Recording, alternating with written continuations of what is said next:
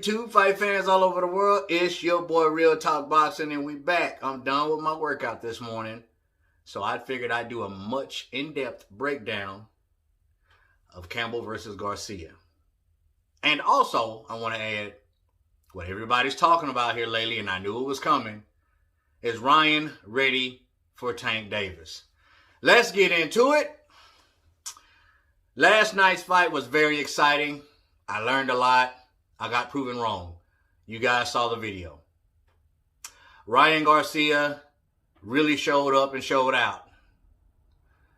And I've gone over everything that I liked about Ryan Garcia.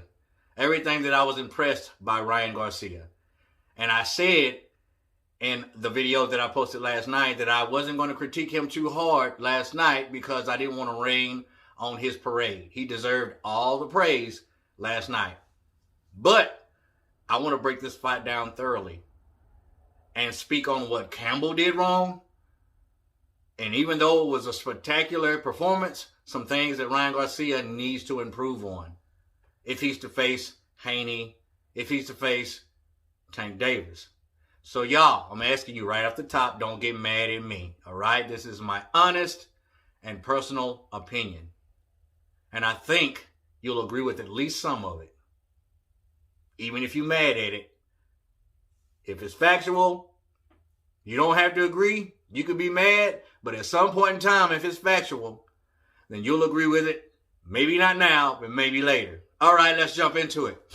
First round, they come out feeling each other out. Feeling each other out. First of all, let's bag up. I want to bag up.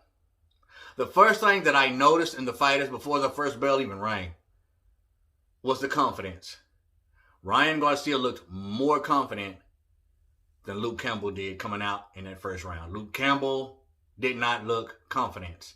He looked wide-eyed to me. He looked like he hadn't been on this platform before. Like he hadn't been at this level of, an event before. He did not look like he has been there and done that. I saw his eyes, and that's what I saw, my personal opinion. What do you think on that? Ryan Garcia looked very loose, very calm, and very confident. His facial expressions exuded, I'm finna beat you up, bro. I'm finna come out here and take what you got. Whatever lunch money you got is going into my pocket. That's what I saw. I gotta be honest with you. That's exactly what I saw. So the first round comes about. They're feeling each other out. The first thing that I noticed was the foot placement. It's the foot placement from Luke Campbell. If you're a southpaw, and Turbo Fight Hub can agree with me, because he agreed with me on this already, because he's a fellow southpaw. And he's a right-hander like me. I'm right-handed, but I fight in the southpaw stance. So if you're a southpaw, that lead foot and where it is and where it's placed is very detrimental. It's very detrimental. It's important. If your lead foot is on the inside of the conventional orthodox boxer's lead foot, then you're going to get hit with a straight right. You're not going to be in position to counter with your straight left. Right off the bat, I noticed that about Campbell, his foot placement. And right off the bat, I noticed how Ryan was lifting up his lead foot and putting it on the outside of Campbell's lead foot. Smart thing. So that's the first thing Campbell did wrong. All right? Actually, the second thing he did wrong. He did not come out confident in my eyes. He didn't look confident. And number two, the foot placement. The foot placement. All right? Now, another thing Campbell did wrong was let Ryan Garcia off the hook when he knocked him down in the second round. It was my exact breakdown of what I said Ryan Garcia shouldn't do should he get Campbell hurt, is let him off the hook. Campbell did the exact same thing. It was just opposite. I thought Garcia, should he get Campbell hurt, jump on him and stay on him and get him out of there. Campbell got Garcia hurt, and what did he do? He let him off the hook. For whatever reason, I don't know why, and I guarantee you this morning he watched that fight and he's kicking himself in the nuts for it. I should have jumped right on top of that kid. Now, mind you, when Garcia got up, he had his wits about him. He did, but he started bagging up just a little bit, inch by inch. So there was a little worry in there. But nevertheless, he got up and he fought through it, and I was very much so impressed. Campbell let him off the hook. Why did he not press the gas? That's a mystery to me. That is a mystery to your boy Real Talk Boxing. And I can guarantee you, like I said, Campbell's kicking himself in the butt for it right now watching that fight. Oh, mate. I should have went in. I should have went in on him. I should have pressed the gas and applied the pressure. Number 4, he didn't apply enough pressure. He did not apply enough pressure. Not punches and bunches like he usually does. He wasn't fighting on the inside. He was establishing the left uppercut to the body, but that was it. 1-2 shot at a time. Punches and bunches, man, because you're not known for power. But Campbell's not known for power, and he knocked Ryan Garcia down with 1 punch. I'm going to get to that later on, because right there tells me a lot. Not everything, but a lot. Some of you already know what I'm getting at. Some of you already know what I'm getting at. But those are the things I think that Luke Campbell did wrong. All right? He didn't come out confident. His lead foot placement was horrible. He didn't finish Ryan Garcia off when he got him hurt. Didn't apply the pressure. Stepped off the gas rather than on it. Should have had a lead foot, Campbell. Should have had a lead foot. And then, you didn't throw enough shots. You weren't aggressive enough. The pressure was not on him enough. You didn't dictate the pace, Campbell. Because Ryan Garcia, much like Canelo Alvarez, if you give them a chance to think and to counterpunch, if you give them that chance, if you make it that comfortable for them, it's a wrap. Now let's talk about my man, Ryan Garcia. Proud of you, dude. Proud of you. This ain't no hate, y'all. This is no hate. And it doesn't matter what I state or what I say. It doesn't matter that I just told you guys this is no hate. People are still going to get mad at me. It's just my opinion. You have yours. I have mine. But hey, I'm willing to read your comment. I'm willing to take it in and look at it in your point of view. But are you willing to take mine in and look at it in my point of view? I'm giving you that respect. Give me that respect. You don't have to, but it sure would be nice. Ryan Garcia came out. He came out applying the pressure. Even though the first round was a fill-out round, once he got knocked down, he started applying the pressure. Because he got up and he finished that round strong. Really, really strong. But here's a couple of things that I did not like about Ryan Garcia last night, even though he won in spectacular fashion. All right? Number 1, too flat-footed. He does better going in at angles, but coming out at angles, not good. Now, you fight tall. You want to fight tall when you're a taller fighter, right? But you don't want to fight too tall. You don't want to bag up with your chin this far up in the air. And that's the reason why you got caught by that looping left hook by Luke Campbell.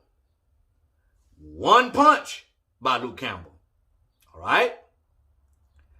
So, does Ryan Garcia have a beard? Does he have a chin? I'm going to say no. And you know why I'm going to say no? Luke Campbell is not known as a power puncher. Correct me if I'm wrong. And he got knocked down by 1 shot by Luke Campbell. Now, having a chin doesn't mean getting up from a knockdown. That shows nuts. That shows that you're willing to get up and fight through adversity. That's what that shows. It doesn't show that you have a chin. A chin shows that if someone catches you with a shot like that, you eat it. And you don't falter. That's what a chin is, y'all. Don't make a mistake. All right? Don't get the wrong outlook on that. Having a chin doesn't mean getting knocked down and getting back up. That's nuts, not chin. Having a chin means getting caught with a perfect shot, get your nose wiped with it, and eat it, and keep going forward. That's having a chin. Make no mistake about it. So, I'm going to say Ryan Garcia is a little bit chinny. That's what I'm going to say. Look at it exactly what I'm trying to give it to you guys. All right? If you get caught by someone who's known not to be a heavy puncher, by 1 punch and get knocked down, that doesn't show you have a beard. It doesn't. That's factual. But if you get up and then knock that guy out in the 7th round, that shows you have heart and determination. That shows that you are a candidate for world championship fighting level. You understand what I'm saying? Took me a while to get that out. I was thinking while I was talking. I was a little bit slow to get onto it, but I think I lined it out okay. But you guys understand what I'm trying to say. Right or wrong.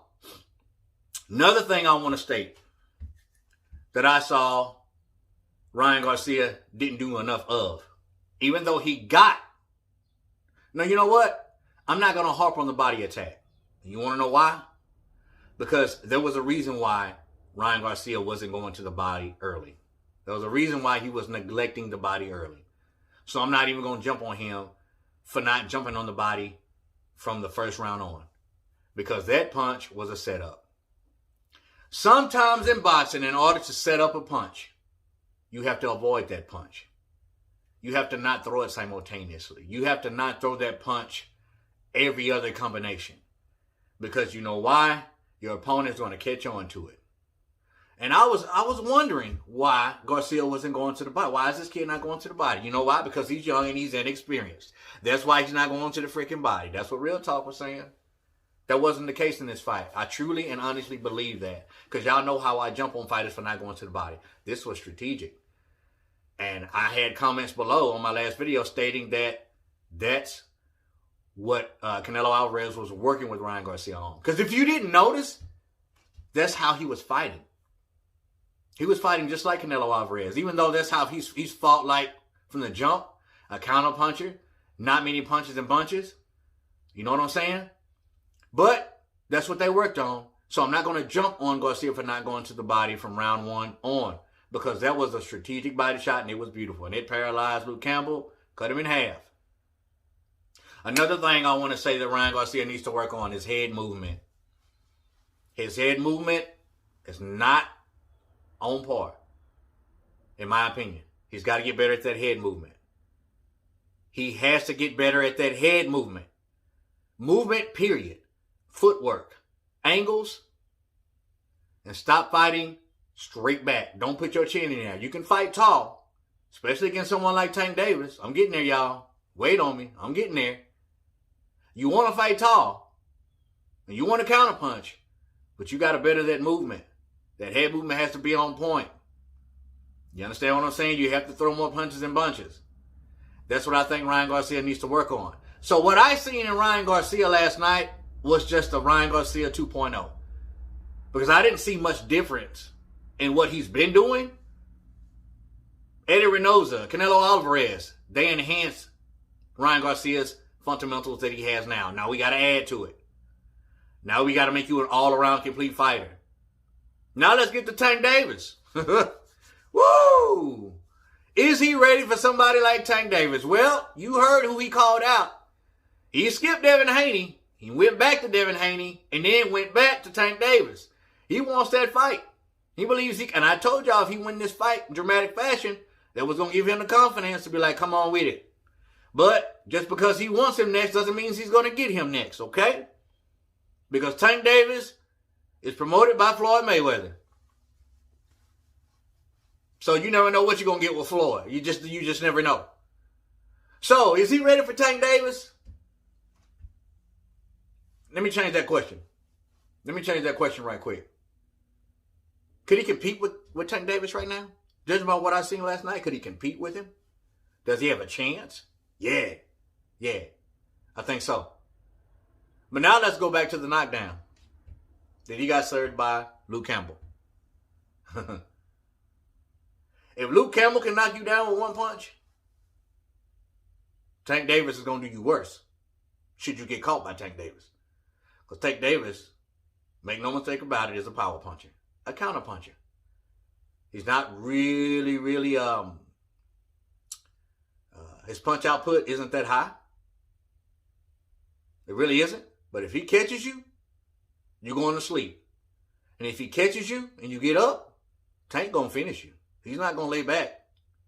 He's not going to let off the gas like Campbell did. He could try to get you out of there. So that's the question for me, man. Ryan's chin. I mean, it held up against Campbell. He got dropped and got up. But nevertheless, he got dropped by someone who was a powder puff. If you don't know what powder puff means, that means he has pillows for hands. He got dropped with one punch, one single shot. Now, if Tank catches him and he isn't slept, if he gets up, woo, it's going to be dangerous. Now, that's not me saying that Tank is going to knock Ryan Garcia out, because now I have a newfound belief in Ryan Garcia. I do. I didn't state that he showed me everything that I needed to see last night, but now I believe in the kid. Now I know that he's capable of competing on a top level. That's what he showed me last night. There's a couple more things I have to see in order for me to say convincingly that he can beat Tank Davis. I wasn't quite shown that in the fight last night, even though I was shown a whole lot. And I am now a believer in Ryan Garcia. But he still has top level competition to face. And he needs to improve more so than he did last night, in order for me to say convincingly that he could beat Tank Davis, that he could beat Lomachenko, that he could beat Devin Haney. I need to see a little bit more improvement. I need to see more tools added to his arsenal. That's what I'm trying to say. Man, this video ended up being long. But I had to give a thorough breakdown. I had to. Okay? Stick with me on this, y'all. I respect your love and support. As always, respect all, fear none. God bless. Till the next time, Real Talk Boxing, baby. We done.